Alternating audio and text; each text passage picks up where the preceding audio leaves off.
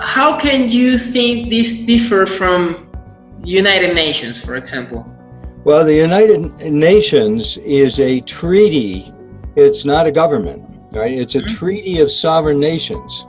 All the sovereign nations are there in the General Assembly, and as you know, the United Nations is controlled by the Security Council with 5 permanent nations that have a veto over everything it does.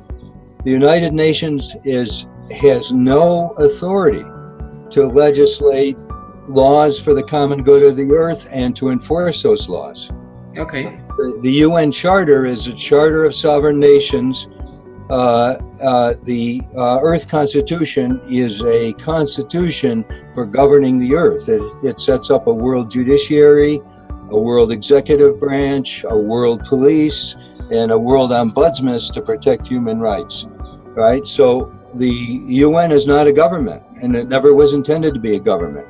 And that's why it has failed to protect the environment. It has failed to stop war or protect human rights. It has no way to enforce international laws and so on. So what we need to do is not abolish all the UN, because it has many good agencies like the World Health Organization, but to replace the UN Charter with a real constitution that gives us real, effective democratic world government. And what's the plan for the countries to adopt this constitution of the Federation of Earth? The plan has to be a democratic ratification of the Constitution, and that is the criteria for that ratification is defined in Article 17. Any constitution will have one article that says how is this going to be ratified and made official. So if you go to Article 17 of the Constitution, you'll see that there are 3 stages of operation, and it defines the ways that governments and people can vote and ratify it and bring it into authority in the world. Okay, so all of this is possible just because philosophy? Well, yeah, you know, it may be in the sense that philosophy encompasses the whole. Okay. What we're discovering, what science has discovered, and social sciences and hard sciences have discovered in the modern world, is the holism of the universe and the holism of human beings. We're all the same, and the holism of our planetary biosphere. So philosophy, at the very least, is completely compatible with that holism that's been discovered. Oh, that's great, because what tells us is that philosophy, it is important for political decisions or state decisions.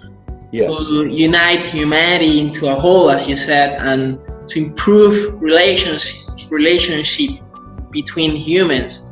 So that's the main idea I receive, and I would like our followers to receive. So to end this interview, I have a final question. Okay.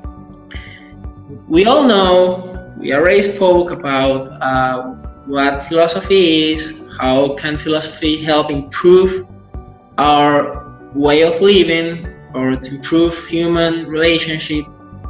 But right now,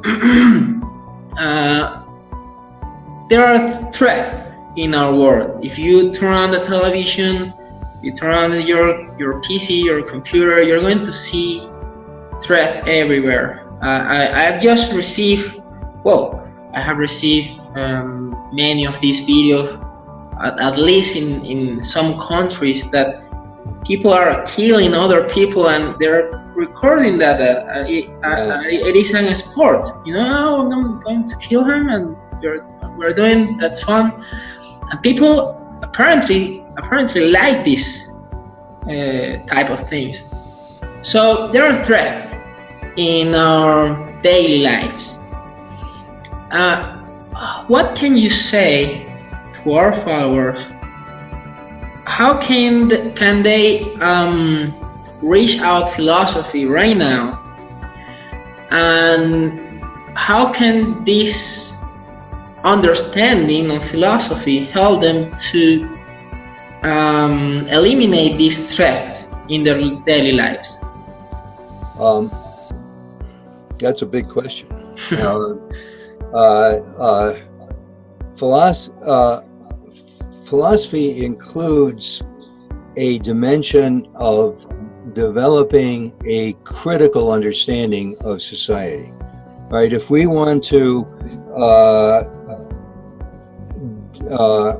pacify the world that we live in and pacify the threats to our daily lives, we need to critically understand how contemporary society generates terror, generates threats, generates violence.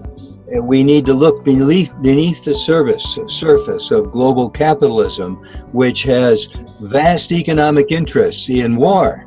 Right? We have a military-industrial complex that makes billions of dollars in profit from war and fighting terrorism and so on. We need to develop the critical capacity to look beneath these and see how these things really work. And you're not going to hear that from our politicians because they're representatives of this system. And the same with the nation-state system as capitalism. We have to look at the nation-state system and see how it generates war. As long as you have these absolute boundaries and these walls developed everywhere and saying, oh, we're afraid of Mexicans coming here, or we're afraid of Russians doing this or that to us, we've got a system that generates this danger and this terror. So what we've got to do is change the system as a whole. If we really want to pacify our existence, we've got to be thinking critically with a critical social philosophy that begins to understand how we can transform this system to unite as a whole, as human beings as a whole. And that's what the Earth Constitution does that I was talking about a few moments ago. Okay.